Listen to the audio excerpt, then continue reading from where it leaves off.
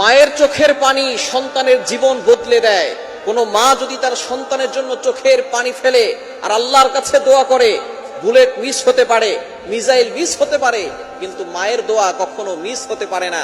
মা যদি সন্তানের জন্য চোখের পানি ছেড়ে দিয়ে দোয়া করে, আল্লাহ তাআলা সেই দোয়াটা সাথে সাথে অ্যাকসেপ্ট করে নেন, কবুল করে নেন। এজন্য মায়ের কাছ থেকে দোয়া নিতে কখনো ভুল করবেন না। মায়ের কাছে বারবার আপনি দোয়া চাইবেন, মায়ের খেদমত করবেন, মায়ের সেবা করবেন, মা যেটা বলে সেটা শুনবেন। কেননা মা যখন থাকবে না তখন বুঝবেন দুনিয়াতে কেউ আপনাকে স্বার্থ ছাড়া ভালোবাসে না। সুতরাং মাই এমন আছে, মা বাবা সন্তানকে নিঃস্বার্থ ভালোবাসে। এজন্য বিশেষ করে মাকে আপনি সম্মান করবেন, ভালোবাসবেন, মায়ের খেদমত করবেন।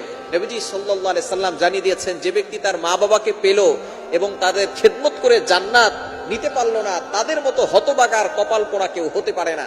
এজন্য মায়ের চোখের পানি যদি আপনার বিপক্ষে চলে যায়, যদি মায়ের চোখের পানি দিয়ে আপনার জন্য বদদোয়া করে ফেলে, তাহলে কিন্তু আপনার জীবন শেষ হয়ে যাবে, দুনিয়াও শেষ হবে, আখিরাতও শেষ হবে।